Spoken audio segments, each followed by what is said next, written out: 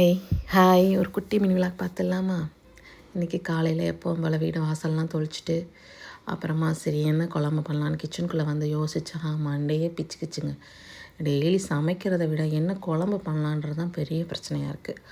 Okay, வெண்டைக்காய் இருந்துச்சு. வெண்டைக்காவை எப்பவும் போல் புளிக்கறி இந்த மாதிரிலாம் பண்ணாமல் வித்தியாசமாக உப்பு கறி பண்ணலாம் அப்படின்னு சொல்லிட்டு மசாலாலாம் போடாமல் புளி மட்டும் ஊற்றி ஒரு கறி பண்ணுவோம். அது பண்ணலான்னு சொல்லிட்டு முடிவெடுத்தாச்சு. அதுக்கு வெண்டைக்காய், சின்ன வெங்காயம் எல்லாம் நல்லா போட்டு வதக்கிட்டு அதில் நல்லா புளி தண்ணி இருக்கு இல்லையா, அதை கரைச்சி ஊற்றி கொஞ்சமாக உப்பு மஞ்சத்தூள் போட்டு கொதிக்க விடணும். கொதிக்க விட்டுட்டு அப்புறமா அதில் கொஞ்சமாக பெருங்காயத்தூள், அப்புறமா ஒரு ஸ்பூன் அளவுக்கு வெந்தயம் போட்டு நல்லா கொதிக்க விட்டு இறக்குனிங்கன்னா அதில் இறக்க போகும்போது கொஞ்சம் வெல்லம் போட்டுருங்க. செம்மையாக இருக்கும் இந்த குழம்பு. தயிர் சாதத்துக்கு ரொம்ப நல்லாயிருக்கும். அப்புறம் பீன்ஸ் வறுவல் மாதிரி பண்ணலான்னு சொல்லிவிட்டு அடுப்பை பற்ற வச்சு அதில் எண்ணெய் ஊற்றி கடுகு, உளுந்தம் பருப்பு, வெங்காயம் நீளமாக கட் பண்ணி போட்டு வதக்கி அதில் கொஞ்சம் கரம் மசாலா, மிளகாத்தூள் போட்டு நல்லா வதக்கிட்டேன். அப்புறம் பீன்ஸு நான் வேக வச்சுருந்தேன் லைட்டாக, அதை வேக வச்சு அப்படியே மிக்ஸ் பண்ணி வதக்கி இறக்கிட்டேன். பீன்ஸ் கறியும் ரெடி.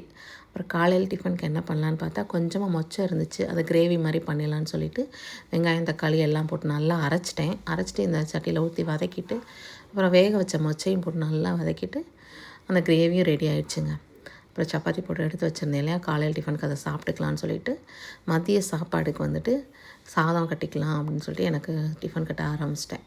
டிஃபன் கட்டிட்டு அதில் அந்த கிரேவி பார்த்திங்கனாலே தெரியும், நல்லா டெம்ப்ட் ஆகும். இது தயிர் சாதத்துக்கு சூப்பராக இருக்கும். வெறும் சாதத்தில் நீங்கள் ஊற்றி சாப்பிட்டிங்கன்னா ரொம்ப டேஸ்ட்டாக இருக்கும். மசாலாவே அவ்வளோவா இருக்காது, டேஸ்ட் ஆனால் சூப்பராக இருக்கும். அப்புறம் பீன்ஸ் கறி சிம்பிளாக தான் பண்ணியிருந்தேன், ஆனால் இது ரொம்ப நல்லாயிருக்கும். இதை நல்லா சப்பாத்திக்குள்ளெல்லாம் ஸ்டஃப் பண்ணி சாப்பிட்டிங்கன்னா ரொம்ப நல்லாயிருக்கும். இன்னொன்று எல்லார்ட்டையும் சொல்லணும்னு தோணுது, எல்லோரும் வீடியோஸ் பார்க்குறீங்க, ஏன் சப்ஸ்கிரைப் பண்ணாமல் பார்க்குறீங்க? கண்டிப்பாக நல்ல நல்ல வீடியோஸாக இனிமேல் நான் போடுறேன். எல்லோரும் சப்ஸ்கிரைப் பண்ணிவிட்டு வீடியோ பாருங்கள்.